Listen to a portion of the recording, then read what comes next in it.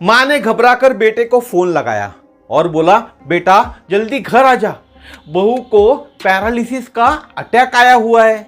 उसका मुंह टेढ़ा हो चुका है, गर्दन घुमी हुई है और आंखें ऊपर हो चुकी है। बेटा बोला, टेंशन मत ले माँ तू। बेटा बोला, टेंशन मत ले माँ तू घबरा मत। वो सेल्फी ले रही है। क्या ले रही है? सेल्फी ले रही है। तो एक जोक था ये पैरालिसिस के बारे में। तो आज के हम टेस्टिमोनी देखने वाले पैरालिसिस लकवा। इसके पहले भी एक टेस्टिमोनी हमने पैरालिसिस की देखे थे हिमोहिम के ऊपर में, लेकिन आज की जो टेस्टिमोनी रहेंगी पैरालिसिस की, इसके अंदर में वो जो इंसान था वो व्हील चेयर पर जिंदगी पूरी बिताने वाला था, ऐसा डॉक्टर का कहना था, मैं नहीं कह रहा हूँ। और उसकी कंडीशन इतनी क्रिटिकल हो गई थी कि हो सकता था वो बचेगा या ना बचेंगे, इस कंडीशन पे वो पहुंच गया था। लेकिन डॉक्टरों ने उसको बचाया और डॉक्टरों ने कहा था कि आप जिंदगी भर व्हील चेयर पे रहोगे। लेकिन उसके बाद आज हिमोहिम और डॉक्टर की दवा, दोनों बोलूंगा मैं, डॉक्टर की दवा और हिमोहिम के कारण आज वो आदमी स्वस्थ है, चल फिर रहा है। आप देखोगे इस टेस्टिमोनी के अंदर में। तो नमस्कार दोस्तों, मेरा नाम है समीर शरद देशकर। मैं नागपुर शहर में रहता हूं और एटोमी इंडिया में एज ए स्पेशल एजेंट करके कार्यरत हूं। हमारा शरीर, मानव का शरीर जटिल संरचना है, यानी हमारा शरीर बहुत ज़्यादा जटिल है। अंदर से अगर आप खोले इसको तो बहुत ज़्यादा जटिल है, जिसकी उलझी हुई गुत्थियों को सुलझाने की कोशिश चिकित्सा विज्ञान करते रहता है। इसकी जो गुत्थियाँ है उसका सुलझाने का काम चिकित्सा विज्ञान करते रहता है। वहीं शरीर के कुछ कष्ट ऐसे हैं जिस पर पूरी तरह नियंत्रण संभव नहीं हो सका है। कुछ ऐसे शरीर के रोग है जिसके ऊपर नियंत्रण पूरी तरह से संभव नहीं हो सका है। ऐसा ही एक कष्ट है जिसको लकवा बोलते हैं। ऐसा ही एक कष्ट है जिसको पैरालिसिस कहा जाता है। ऐसा ही एक कष्ट है जिसको लकवा कहा जाता है, यानी पैरालिसिस। शरीर लकवाग्रस्त होने पर बीमार व्यक्ति को काफी असुविधा का सामना करना पड़ता है। आपने भी देखा होगा आपके घर में, आपके आजू बाजू में जो भी लकवाग्रस्त आदमी होगा, व्यक्ति होगा, चाहे औरत हो चाहे आदमी हो, उनकी देखभाल बहुत करनी पड़ती है और उसको एक सहारा लगता है। बहुत से घरों में उसके लिए एक स्पेशली मेड रखी जाती है क्योंकि वो आदमी कुछ कर ही नहीं पाता। तो आज हम एक लकवे की टेस्टिमोनी देखने वाले। बहुत से लोग यही कहते हैं, एक बार लकवे का अटैक आया तो आदमी ठीक होने की उम्मीद ना के बराबर होती है या कई साल कई बरस लग जाते हैं। तो अब देखते हैं testimony. Saya waktu itu tahun 2020 ya aja. Ngomong sih itu jangan lihat aku. Lupa saya soalnya. 2020 saya kena stroke. Saya dirawat di rumah sakit 7 bulan. Banyak sekali obat-obatan dari rumah. तो ये जो टेस्टिमोनी थी इसके अंदर में कुछ photos भी है, मैं फोटोज भी चलाऊंगा साथ ही साथ में। ये टेस्टिमोनी इंडोनेशियन लैंग्वेज के अंदर में और मैं आपको ट्रांसलेट करके बता रहा हूँ। तो यह मिस्टर सैमुअल है, एक आदमी दिख रहा होगा आपको और एक औरत दिख रही होंगी। तो ये मिस्टर सैमुअल है, उनके साथ उनकी वाइफ है, उनके बाजू में जो है वो उनकी वाइफ है। वह कह रहे हैं उनको 2020 में स्ट्रोक आया था, 2020 में अटैक आया था और 7 महीने के लिए वो हॉस्पिटलाइज हुए थे। उस हॉस्पिटल में मुझे बहुत सारी दवाइयाँ दी जा रही थी। सैमुअल कहते हैं बहुत सारी दवाइयाँ। अब जब हॉस्पिटलाइज कोई होता है तो दवाइयों का भरमार होता है, सुबह दोपहर 1 घंटे बाद 1.5 घंटे बाद ऐसी दवाइयाँ उनको दी जा रही थी। उस टाइम मुझसे मिसेस मेटी करके एक मिलने आई थी, उन्होंने मुझे हिमोहिम दिया और कहा इसको लो। एक कोई रिश्तेदार आते हैं मिलने के लिए, पहचान वाले आते हैं, ऐसी मिसेस मेटी इनसे मिलने आई और इन्होंने हिमोहिम इनको दिया और कहा आपके दवा के साथ इसको लो, डॉक्टरी इलाज के साथ इसको लो। उस टाइम तो मैंने नहीं लिया, मैंने कहा बाद में लेता हूँ। जब मेटी ने मुझे दिया तो मैंने कहा मैं बाद में लेता हूँ, अभी नहीं लूँगा।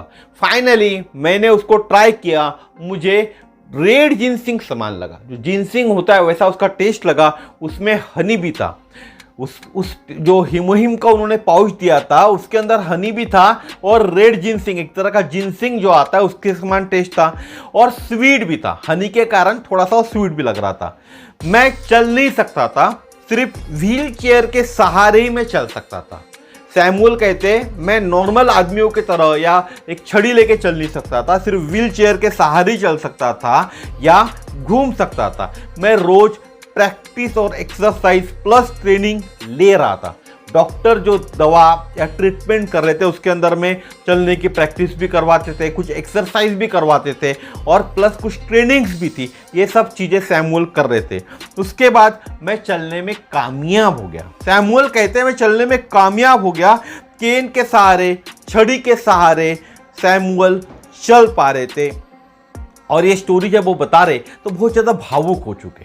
अब ये भावुकपन के कारण उनकी जो सिचुएशन थी, इस सिचुएशन जो उन्होंने बताया हम लोगों को, इस सिचुएशन बताते वक्त जो उनके ऊपर गुजरी होंगी उस वक्त, 7 महीने एडमिट थे दवाखाने के अंदर में, क्या कंडीशन रही होंगी आप भी समझ सकते।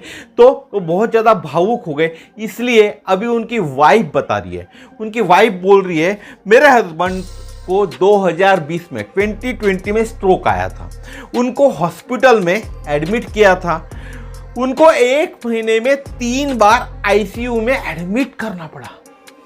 उनकी वाइफ कहती है 1 महीने में उनको 3 बार आईसीयू में एडमिट करना पड़ा क्योंकि वह सांस नहीं ले पा रहे थे। हम जैसे सांस लेते हैं ना, नाक से सांस लेते हैं, कुछ लोग मुंह से सांस लेते हैं, तो सांस नहीं ले पा रही थी, वह डायरेक्टली लंग से ब्रीथिंग कर रहे थे। उनके लंग से ब्रीथिंग कर रहे थे, यानी उनको वेंटिलेटर लगा हुआ था। आप समझिए जब किसी को वेंटिलेटर लगता है तो उस कंडीशन में आप भी समझ सकते हैं कि उस मरीज की कितनी क्रिटिकल कंडीशन होंगी। जब किसी को वेंटिलेटर लगता है तो हम सोचते हैं ये बचेगा या नहीं बचेगा, कितने दिन रहेगा। ये पहला सवाल, पहली बात हमारे दिमाग में आती है। तो इनको भी वेंटिलेटर लगा हुआ था, जिस कारण सांस डायरेक्ट फेफड़ों से ले रहे थे। 1 महीने तक वो वेंटिलेटर पे थे। उनकी वाइफ कहती है सैमुअल 1 महीने तक वेंटिलेटर पर जिंदा थे और उसके बाद 6 महीने आईसीयू के बाहर हॉस्पिटल जो भी वार्ड्स होते हैं उस वार्ड्स में उनको शिफ्ट किया गया। 1 महीना वो आईसीयू में थे वेंटिलेटर के ऊपर, यानी आज जाते कि कल जाते परसों जाते वाली कंडीशन थी। लेकिन डॉक्टरों की मेहनत रंग लाई और उन्होंने उनको ठीक किया, वेंटिलेटर से बाहर निकाला और 6 महीने दूसरे वार्ड में उनको एडमिट किया। जब वो हॉस्पिटल में थे तब स्ट्रोक के कारण खाने पीने के लिए मुंह खोल नहीं सकते थे। हम कहाँ से खाते? हम मुंह से ही खाते। तो सैमुअल भी मुंह से ही खाएंगे, इंसान ही थे, तो या जानवर भी मुंह से ही खाना खाते। अब तो सैमुअल खाना नहीं खा पा रहे थे क्योंकि उनको स्ट्रोक आया था, तो स्ट्रोक के कारण वो मुंह खोल नहीं पा रहे थे। इसीलिए मुंह से वो, जैसा हम नॉर्मल इंसान खाना खाते वैसा वो खाना खा नहीं सकते थे। तब उनके नाक से एक नली डाली गई थी। आपके सामने पोस्टर्स चल रहे, तो एक नाक से उनके नली डाली गई थी और पेट में छेद करके नली को पहुंचाया गया था। जहां अन्न हमारा जाता है, जब हम खाते हैं तो नाक के थ्रू नली डाली थी और पेट में छेद करके वो नली को छोड़ा गया था। जो भी खाना पीना यानी लिक्विड फॉर्म में उनको दिया जाता होगा वह उस ट्यूब के माध्यम से ही दिया जाता था। जो ट्यूब उनको नाक के थ्रू लगी हुई थी उसी ट्यूब के माध्यम से उनको खाना दिया जाता था। यानी सोचिएगा फिर से कितनी क्रिटिकल कंडीशन थी सैमुअल की, क्योंकि सैमुअल तो सांस भी नहीं ले पा रहे थे, वेंटिलेटर पे थे और खाना खाने के लिए भी उनको एक ट्यूब लगी थी। हमारे समान मुंह से खाना खा नहीं सकते थे, तो ट्यूब के माध्यम से उनके शरीर में खाना जा रहा था। तब डॉक्टर ने, इनकी वाइफ कहती है, मुझसे कहा अब ये जिंदगी पर व्हील चेयर पर ही रहेंगे और उनको नर्सिंग होम भेजा गया।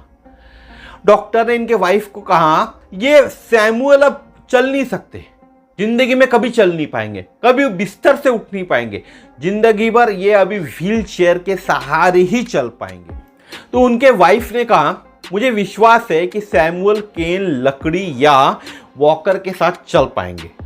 वॉकर यानी एक तरह का हाथ में पकड़कर चलते, केन यानी एक छड़ी पकड़ लो, बहुत से लोगों ने आपको देखा होगा, आपने छड़ी पकड़कर चलते, सहारा लेके चलते, तब उनको उनकी वाइफ कहती है एक तरह की थेरेपी दी जा रही थी, चलने फिरने के लिए, घूमने के लिए, हाथों का मूवमेंट करने के लिए, एक तरह की जैसे थेरेपी होती है हमारे जैसा ऑयल थेरेपीज वगैरह होती है हमारे इसमें भी होती है ना हमारे देश के अंदर में, उस तरह की कोई तो भी थेरेपी उनको दी जा रही थी। उनको फेब, यहाँ गौर करने वाली बात है, मैंने बोला था आपको 7 महीने एडमिट है, ठीक है, तो उनको फेब 2020 में स्ट्रोक आया था, फरवरी 2020 में स्ट्रोक आया था और अगस्त 2020 के आखिरी में वे घर आए थे।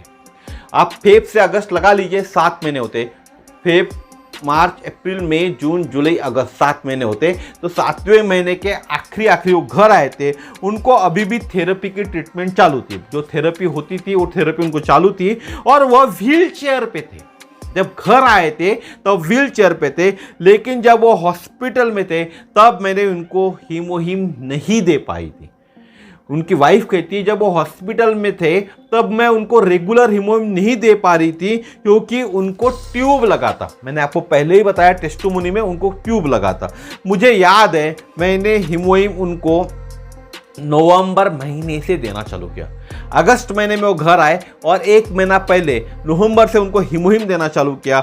उस टाइम उनके गले में तकलीफ थी पर मैं हीमोहीम दे रही थी, साथ में उनकी थेरेपी भी चालू थी। यहां से फिर सैमुअल ने बात करना चालू किया।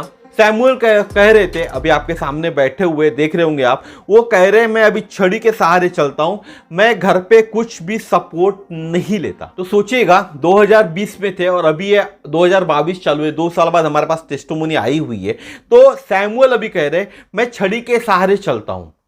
सैमुअल कहते हैं कि अभी भी मैं छड़ी के सहारे चलता हूं, मैं घर पे कुछ भी सपोर्ट नहीं लेता। घर के अंदर जब चलते, क्योंकि घर में हमको मालूम है कहाँ कौन से रास्ते होते हैं, तो घर में कोई सपोर्ट नहीं लेते। अभी मैं तैर भी सकता हूं, स्विमिंग भी मैं कर सकता हूं, अकेले चर्च भी जाता हूं। सैमुअल कहते हैं मैं अकेले चर्च भी जाता हूं, अभी भी मेरी थेरेपी चालू है।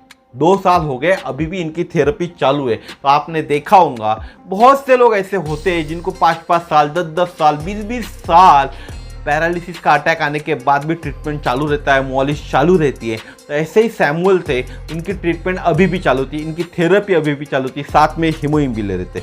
यह एक ऐसा प्रोडक्ट है, हीमोहीम एक ऐसा प्रोडक्ट है जो रिकवरी में मदद करता है, आपकी रिकवरी में मदद करता है। उनका कहना है कीप फाइटिंग, आप फाइटिंग करते रहो, फाइटिंग को मत छोड़ो, don't give up, God will help, भगवान आपकी मदद करेगा, God will help, don't give up, आप कभी भी गिव अप मत करो, भगवान आपको हमेशा मदद करेगा। अब उनकी वाइफ कहती है पहली बार मैंने एक ही हीमोहीम इनको दिया, एक ही हीमोहीम का पाउच दिया, क्योंकि वो काफ़ी गाढ़ा था, इसलिए गर्म पानी या गर्म दूध में मिलाकर देती थी, क्योंकि उनको उस टाइम ट्यूब लगी थी। तो दिन में एक ही बार देती थी। और ठंड जब चालू हुआ, ठंड का महीना जब चालू हुआ, तब दिन में 2 बार देती थी, एक सुबह देती थी और एक दोपहर में देती थी। जब ठंड चालू हुई तब दिन में 2 बार देती थी। लेकिन मैं ये कहूँगी कि हीमोहीम आपको आपके दवा के साथ लेना चाहिए। उनकी मिसेस कहती है हीमोहीम आपको आपके दवा के साथ लेना चाहिए, दवा के बगैर हीमोहीम नहीं लेना चाहिए, या दवा बंद करके हीमोहीम नहीं लेना चाहिए, क्योंकि हीमोहीम एक इम्यून बूस्टर है जो आपको मदद जरूर करता है, लेकिन आपके डॉक्टर की दवा भी आप लीजिएगा।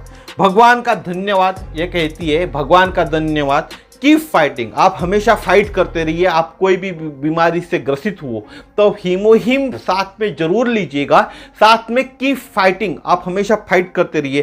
कीप प्रेइंग, भगवान से प्रार्थना कीजिए और don't give up, give up मत कीजिए, प्रेइंग कीजिए, भगवान को प्रार्थना कीजिए और फाइट करने के लिए हमेशा तैयार रहिए, हमेशा फाइट करते रहिए। तो आपने जो टेस्टिमोनी अभी सुनी होंगी या देखी होंगी, कुछ वीडियोस उसके, कुछ फोटोज उसके अंदर चले हुए थे।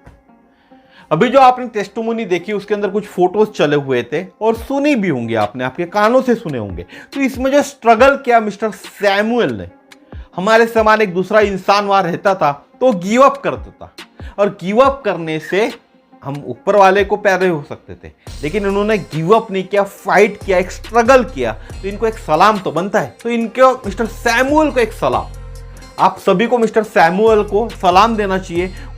उन्होंने जो स्ट्रगल किया, उन्होंने गिव अप नहीं किया, भगवान पे भरोसा रखा, हीमोहीम पे भरोसा रखा। अगर आपको भी समस्या है, कोई भी शारीरिक समस्या है, कोई भी बीमारी से आप ग्रसित हो तो दिए हुए नंबर पे, डिस्क्रिप्शन बॉक्स में मेरा नंबर दिया हुआ है, उस पर आप कॉल कीजिएगा। आपके दवा के साथ ही आपको हीमोहिम लेना है, हीमोहिम अलग से नहीं लेना है आपको, यानी आपकी दवा स्किप करके हीमोहिम नहीं लेना है, दवा के साथ ही आपको हीमोहिम लेना है। डेफिनेटली आपको फ़ायदा होगा। और कई वीडियो में मैं आपको पहले भी बता चुका हूँ, मैं पेंडुलम डाउजर हूँ। तो पेंडुलम डाउजिंग करने के कारण मैं आपको बता सकता हूँ कि आपको हीमोहिम कितने दिन तक लेना पड़ेगा, क्या आपको हीमोहिम फ़ायदा करेगा या नहीं करेगा, क्या हीमोहिम से आपको नुकसान होगा, क्या हीमोहिम से आपकी रिकवरी कितने दिन में होंगी, क्या हीमोहिम आपके बीमारी पे काम करेगा। ये सब सवालों के अगर आपको जवाब चाहिए, आपका जो भी सवाल होगा उसका अगर आपको जवाब चाहिए तो डिस्क्रिप्शन बॉक्स में जो मेरा नंबर है उस पर कॉल कीजिएगा। इसके चार्जेस होते हैं, पेंडुलम डाउजिंग करने के जो चार्जेस होते हैं नॉमिनल चार्जेस होते हैं। एक नॉमिनल चार्जेस पे आप पता कर सकते हैं कि आपके बीमारी पे हीमोहिम आपकी मदद करेगा क्या, और साथ ही साथ आपके जो सवाल है उनके जवाब आपको मिलेंगे हाँ या ना में, यानी मैं ये करूँ या ना करूँ। तो आज का वीडियो यहीं तक था। इस चैनल को लाइक कीजिए, वीडियो को शेयर कीजिए, चैनल को सब्सक्राइब भी कीजिए, ताकि इसी तरह की नई नई जानकारी मैं आपके लिए लेकर आ सकूं, और साथ ही साथ पेंडुलम डाउजिंग का भी आप फ़ायदा उठाएं, ताकि आपको जीवन के अंदर में आगे बढ़ने के लिए एक राह मिले। धन्यवाद, नमस्कार, जय श्री राम।